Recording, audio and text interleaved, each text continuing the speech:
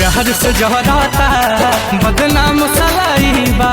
मने का नीलकमल भैया एकदम रोवाइए की छोड़बा। मतलब के दुनिया के इहे सच्चाई बा। मने बताव, एक तो ऐसी दिल टूटल बा तो एकदम मियाज एकदम सनकल बा, और ऊपर से तू ऐसा ऐसा गाना गावत अड़ मर्दे। मने बतावा तो एकदम रोवाइए की छोड़बा का हो। दुनिया के इहे सच्चाई बा। नमस्कार, मैं कुंदन यादव और आप सभी को फिर से एक नए वीडियो में स्वागत है। दोस्तों, आज की इस वीडियो में हम बात करने वाले हैं नीलकमल सिंह के बारे में।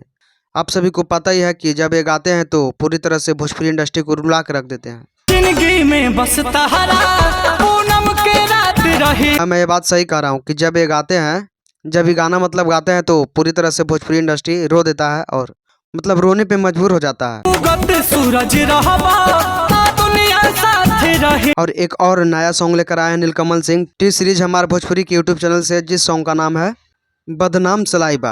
दिल टूटा था प्यार में बदनाम सलाइबा, ऐसा ही कुछ करके गाना लाए हैं जो पूरी तरह से सैड सॉन्ग है और ये दिल टूटने वालों के लिए है, क्योंकि जिसका दिल टूटता है वही नीलकमल सिंह का गाना सुनता है। ये तो बात सच है भाई।